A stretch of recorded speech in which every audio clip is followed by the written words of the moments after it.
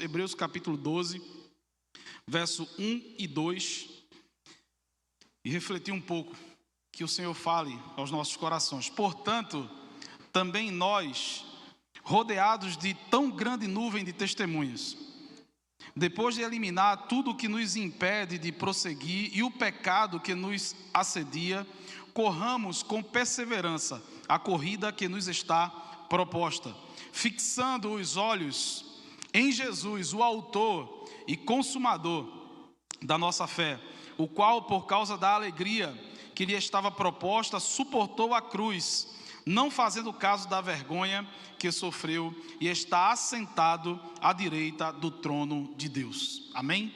Feche seus olhos, vamos orar. Pai, obrigado, muito obrigado, Senhor, por estar aqui com os nossos irmãos, com essa família do Senhor, nesse tempo tão precioso, nesse culto onde a Tua presença é real. Obrigado, Jesus, obrigado. E nós pedimos que o Senhor continue falando aos nossos corações, não aquilo que nós estamos querendo ouvir, mas aquilo que o Senhor quer falar. Trata os nossos corações e nos direciona, no nome de Jesus. Amém e amém. Então, amados, há uma corrida para a gente correr. Nós já estamos correndo. O contexto do livro de Hebreus, de fato, é um ânimo, é uma carta de ânimo, é um livro de ânimo para aqueles que estão correndo essa corrida e por algum motivo decidiu parar ou decidiu marcar passo, decidiu ficar no lugar ou decidiu desviar do propósito do Pai. O contexto desta carta, que nós não conhecemos o autor, o livro de Hebreus, o contexto é justamente de perseguição e de paixão pelo mundo. Irmãos que estavam sendo perseguidos e desviavam do caminho do Senhor, desta corrida maravilhosa, e aqueles também que estavam se embaraçando com as coisas deste século, deste mundo. Esse é o contexto.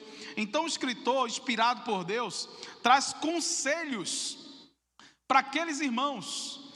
E se o contexto daquela época era este que eu falei agora, com certeza essa carta é muito atual, e esse livro pode falar muito aos nossos corações também nos dias de hoje, porque de fato nós somos perseguidos nos dias atuais e nós temos o tempo todo sendo assediados, estamos sendo assediados o tempo todo pelo mundo. Então o contexto é muito parecido, por isso que a gente precisa entender e receber os conselhos que esse escritor traz para cada um de nós. A primeira coisa que ele destaca para a gente, logo no versículo 1 do capítulo 12, e nos convida a observar a grande nuvem de testemunhas. Primeira coisa que a gente precisa fazer nessa corrida que nós estamos correndo é observar a grande nuvem de testemunhas. Mas se a gente lê a palavra corretamente, a gente vai entender o que o autor estava querendo dizer. Nós temos costume, por causa da divisão da Bíblia em capítulos e versículos, e não atentar no contexto do livro ou da carta. Quando nós lemos, e aí vai uma dica importante, quando nós lemos a palavra do Senhor e nós iniciamos um texto que começa, por exemplo, com conjunções conclusivas como essa aqui, portanto, nós precisamos atentar para o que vem antes disso.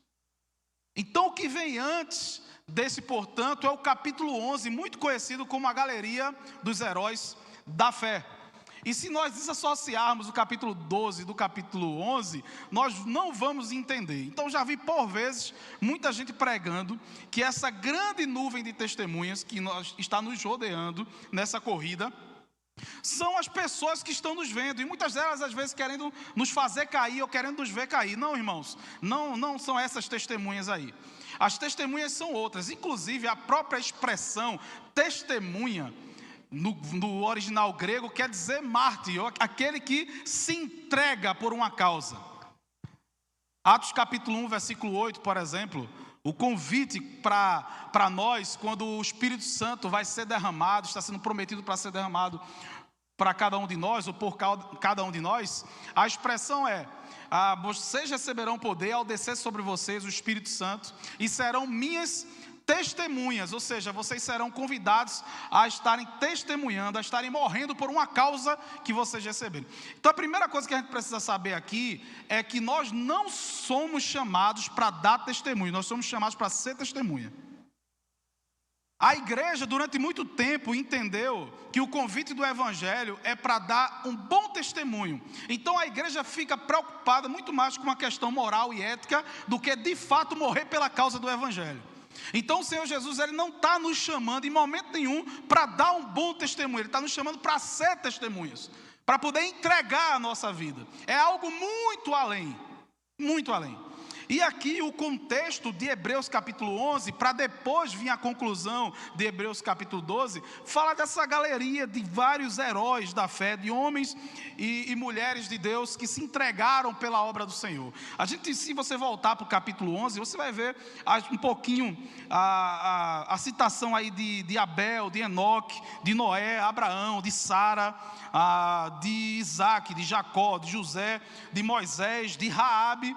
Mas também eu quero ler com você a partir do versículo 32, Hebreus capítulo 11, a partir do versículo 32, para a gente entender quem é essa grande nuvem de testemunha, ou quem são essas testemunhas que estão ao nosso redor, que o escritor de Hebreus está nos convidando a observá-los, a olhar para cada um deles. Quem são esses? Esses nomes aqui que eu já citei no capítulo 11, e no versículo 32 em diante diz assim: e que mais direi? Hebreus 11, 32. E que mais direi? Pois me faltará tempo se eu falar de Gideão, de Baraque, de Sansão, de Jefté, de Davi, de Samuel e dos profetas. Estes, por meio da fé, venceram reinos, praticaram a justiça, alcançaram promessas, fecharam a boca de leões. Ó, Daniel aqui aparecendo no texto, verso 34. Apagaram a força do fogo, Sadraque, Mesaque e Abednego. Que mais? Escaparam ao fio da espada, da fraqueza tiraram força, tornaram-se poderosos na guerra, puseram em fuga exércitos estrangeiros. Algumas mulheres receberam pela ressurreição os seus mortos, alguns foram torturados e não aceitaram ser livrados, irmãos. Que coisa linda! Para alcançar uma melhor ressurreição. E os outros experimentaram zombaria e espancamento, correntes e prisões. Quem experimentou correntes e prisões? Tantos, né, que passaram. Já que o livro de Hebreus foi escrito ali por volta de 66, nós já tínhamos a história anterior dos apóstolos, por exemplo. Então aqui uma citação provavelmente do apóstolo Paulo, né, que estava ali na prisão com Silas, por exemplo. Versículo 36, e outros experimentaram zombaria, espancamentos, correntes e prisões, foram apedrejados e provados. O Estevão, cerrados ao meio. Isaías, a tradição diz que o profeta Isaías foi cerrado ao meio, morreram ao fio da espada. Tiago, andaram vestidos de peles de ovelhas e de cabras, necessitados, aflitos e maltratados. Talvez João Batista ou o próprio Elias. E aqui no verso 38, uma declaração linda: o mundo não era digno dessas pessoas. Elas andavam vagando por desertos e montes, por cavernas e buracos da terra. Então, o que o escritor está trazendo para a gente aqui no capítulo 12, observem nessa corrida de vocês, tão grande nuvem de testemunhas que está ao redor de vocês. São estas testemunhas aqui, homens e mulheres que entenderam o evangelho, a causa do evangelho. E em algum determinado momento aqui, o escritor no capítulo 11 disse que eles preferiram não ser libertos para poder serem entregues de fato à sua vida como libação, como sacrifício, para receber uma ressurreição melhor, a ressurreição prometida em Cristo Jesus. Observem essas testemunhas na corrida de vocês. Sabe o que para mim, trocando em miúdos, isso quer dizer? Deixem desse mimimi no dia a dia de vocês, dessa historinha de qualquer coisa querer abandonar a fé, dessa história de qualquer coisa querer pular fora, de sair do propósito, de porque o irmão fez cara feia, ou porque aconteceu uma determinada coisa, ou porque está passando por uma determinada prova. Traga na sua mente a provação que estas testemunhas aqui, os heróis da fé, tiveram e não abandonaram o barco e continuaram o propósito do Senhor. Observem essa grande nuvem de testemunhas. Amados irmãos, o que o escritor está dizendo para a gente é: vocês estão numa corrida. Observe os exemplos que vocês têm ao redor de vocês. Talvez a gente não precise se esforçar tanto para ir lá no Antigo Testamento, ou até mesmo no Novo Testamento, mas talvez homens e mulheres que passaram na nossa vida, que são exemplos de fé e que se entregaram pela causa do Evangelho. Tragam à mente, observem essas pessoas. Vocês precisam correr desta forma. É isso que o escritor está trazendo para a gente. Existe uma corrida e vocês precisam empreender nela. O Senhor não está nos chamando apenas para ter um bom comportamento no dia a dia. O Senhor está nos chamando para ser testemunhas pela possibilidade da gente morrer pela causa do Evangelho. É algo além. Quando Jesus nos chama para ser os seus discípulos e diz, olha, se vocês de fato querem ser os meus discípulos, os meus seguidores, há uma cruz para vocês.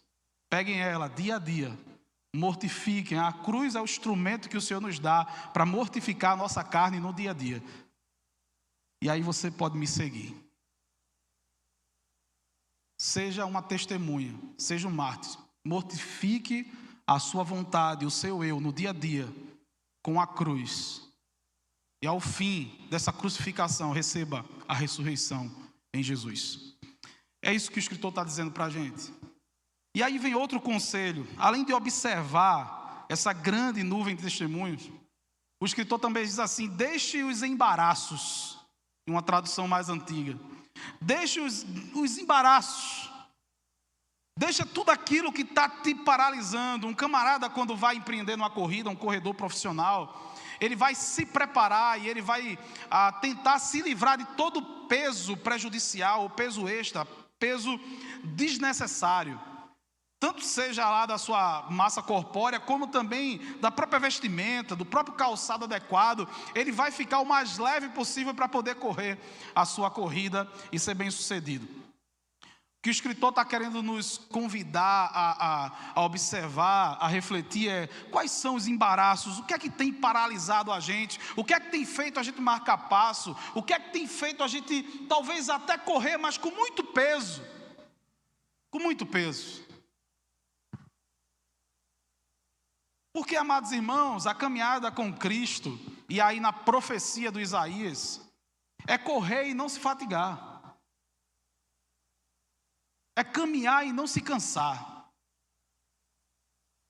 Porque aqueles que estão em Deus, esperam em Deus, eles correm e não se cansam, eles caminham e não se fadigam, mas eles têm a força renovada dia a dia.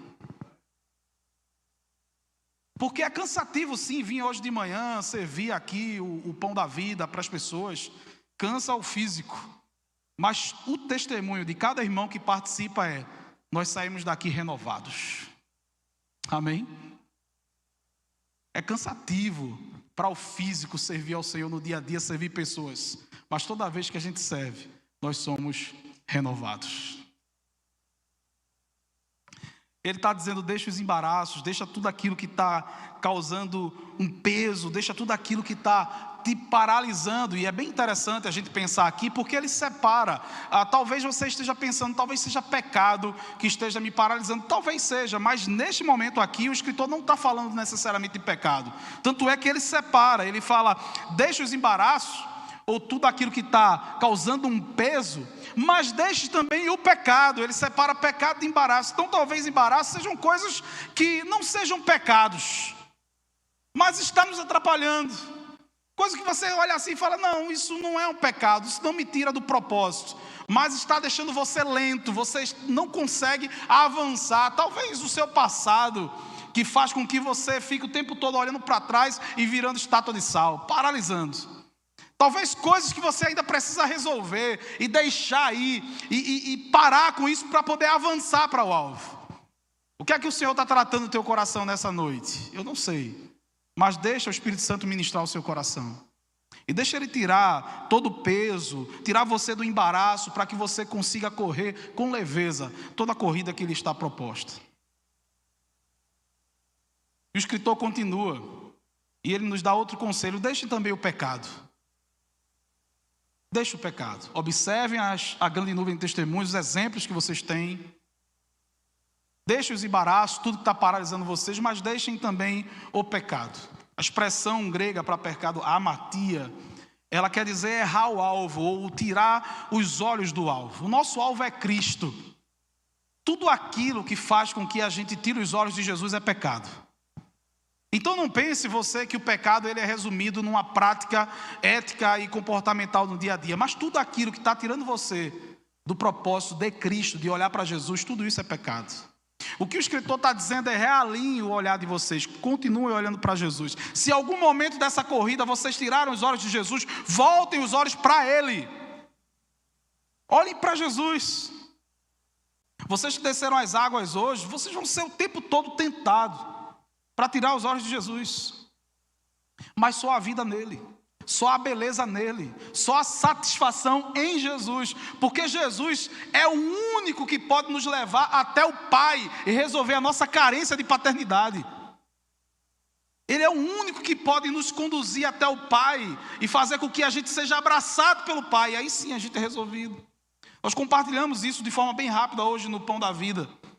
Quantos estão por aí tentando preencher o seu vazio com tantas coisas? O escritor de Eclesiastes diz que Deus colocou no coração do homem o anseio pela eternidade, o desejo pela eternidade. Todo ser humano tem um desejo pela eternidade. E ele vai traduzir isso de alguma forma, e ele vai tentar preencher esse vazio ou satisfazer esse anseio, esse anelo com qualquer outra coisa. Mas só Jesus pode satisfazer a nossa vida, porque Ele nos leva ao Pai, que satisfaz a nossa carência de paternidade, de ser adotados. Jesus deixa de ser o unigênito do Pai e passa a ser o primogênito, o primeiro dentre muitos irmãos, para que a gente seja adotado pelo nosso Pai. Por isso que a gente tem que fixar os olhos em Jesus. Por isso que a gente não pode desviar os nossos olhos de Jesus. Nós não estamos servindo a uma placa denominacional. Nós não estamos servindo ao pastor da igreja ou ao corpo diaconal. Nós estamos servindo a Jesus. Esta igreja é de Jesus. Os nossos olhos estão nele. E toda vez que a gente desvia os nossos olhares de Jesus, e toda vez que a nossa motivação não é glorificar o nome de Cristo, nós estamos em pecado, porque nós estamos fora do alvo. Então o escritor está dizendo para a gente: olha, essa corrida só vai ser bem corrida se os seus olhos estiverem de fato em Jesus. Deixe o pecado. Deixe o pecado que está assediando você tenazmente, de forma sorrateira. Porque o pecado sempre vai estar diante de nós, como diz o Davi no Salmo 51. Meu pecado está sempre diante de mim. E nós que professamos essa fé cristã, essa fé em Cristo, e sabemos que a salvação não tem a ver com aquilo que nós fazemos, mas a salvação tem a ver com aquilo que Cristo fez. Nós que sabemos que foi Cristo que nos salvou e que, portanto, nós não podemos mais nos perder, porque nós estamos em Cristo. Nós não podemos então perder a salvação, mas nós podemos perder a alegria da salvação. É por isso que Davi está dizendo: o meu pecado está sempre diante de mim. E nesta oração do Salmo 51, ele ora dizendo: restitui a alegria da salvação. Porque se eu tiro os meus olhos de Cristo, não há alegria para mim. Se eu tiro os meus olhos de Jesus, não há com que me alegrar. E é por isso, amados, que mesmo que o pecado esteja dentro de nós, porque vai estar todo dia, como os jovens cantaram ontem também, todo dia o pecado vem e me chama. Vai estar nos chamando todos os dias. E a gente precisa escolher Deus. Escolher Jesus. E caminhando, amados, para o final dessa reflexão, o autor nos dá mais um conselho. Diz assim: corra com perseverança, ou corra com paciência. Porque o autor sabe que esta corrida tem altos e baixos, tem montanhas e vales. O autor sabe que nem tudo são flores. O autor sabe que vêm as provações, que vêm as dificuldades. Por isso é necessário nesta corrida perseverança. Por isso é necessário nessa corrida paciência, para que você não deixe de correr. Sabe, irmãos, eu tenho orado e recebido tanta gente no gabinete pastoral, e creio que da mesma forma como o pastor Gleison aqui em Belo Jardim, pessoas que estão desanimadas na sua corrida, pessoas que estão cansadas, pessoas que estão clamando por socorro. Mas a gente não precisa nem fazer um curso de teologia ou de psicologia para tentar entender o que está acontecendo com aquele ser humano. É o básico, amados, que nós estamos errando. É quando de fato a nossa alegria não é mais Cristo. Ou quando muitas vezes a nossa conversão foi à religião, ou foi à denominação, ou a nossa conversão foi à igreja e não foi a Cristo. É o básico. É por isso que só Jesus pode satisfazer a nossa vida. Tem uma expressão do Mark Driscoll que eu acho fantástica, eu quero compartilhar com você, e guarde isso no seu coração. É só para você fazer uma autoanálise e observar a sua vida. O Mark Driscoll, um escritor que eu gosto, ele diz assim: você pode ter sido batizado na igreja, você pode ter sido criado na igreja, servido na igreja, pode ser que tenha se casado na igreja, morrido na igreja, ter sido velado na igreja e ainda assim acordar no inferno, caso esteja meramente na igreja e não em Cristo. Que o Espírito ele sopre aqui nessa noite, nos dando convicção de que os nossos olhos estão em Jesus, porque Ele autoriza e consuma a nossa fé. Só Jesus pode fazer isso. E eu quero te convidar a fechar os teus olhos para a gente orar juntos, colocando nosso coração diante dEle. Eu não sei como você chegou aqui, eu não sei como está o seu coração, eu não sei qual é a sua experiência de fé, mas uma coisa eu tenho certeza: o Senhor está falando conosco desde os primeiros acordes desse culto. O Espírito te trouxe até aqui. E Ele quer te renovar. Ele quer fazer com que você volte para a corrida, para que você deixe de marcar passo e você avance para o alvo que é Jesus. Eu não sei se você que está aqui nessa noite nunca entrou nessa corrida, mas hoje você está tendo a possibilidade de entregar a sua vida a Jesus, para correr essa corrida juntamente com a igreja. Se essa é a sua experiência hoje, tenha coragem de entregar a sua vida a Jesus. Porque aqui está, de fato, um povo que está nessa maratona. Uma corrida de imperfeitos. Corrida de pecadores, mas que foram remidos pelo sangue de Jesus. Uma corrida de pecadores que não estão aqui para julgar aqueles que estão caindo, ou até mesmo aqueles que ainda estão na plateia, porque não entraram na corrida. Mas uma corrida de pecadores que se arrependeram dos seus pecados, que sabem que só podem chegar até o alvo se forem conduzidos por Jesus. Somos nós, Igreja do Senhor. Nós temos convicção disso. Nós não conseguimos dar um passo se não for por causa de Jesus. E nós não conseguimos dar um passo em direção a Jesus se não for pelo Espírito de Jesus. Se não for o Espírito que está nos conduzindo. Coloque seu coração diante dele, ore com toda a sua sinceridade. Faça uma autoanálise. Assim como esses irmãos declararam nessa noite através do batismo, você já nasceu de novo. Você entregou de fato a sua vida a Jesus. Pai, aqui está o teu povo. Aqui estão aqueles que precisam ter um encontro contigo. E hoje o Senhor marcou esse encontro. Em nome de Jesus, que o teu Espírito tenha toda a liberdade para passear no nosso meio, para tocar as vidas, para converter pessoas. Faz isso, Senhor, no nome de Jesus, em nome de Jesus.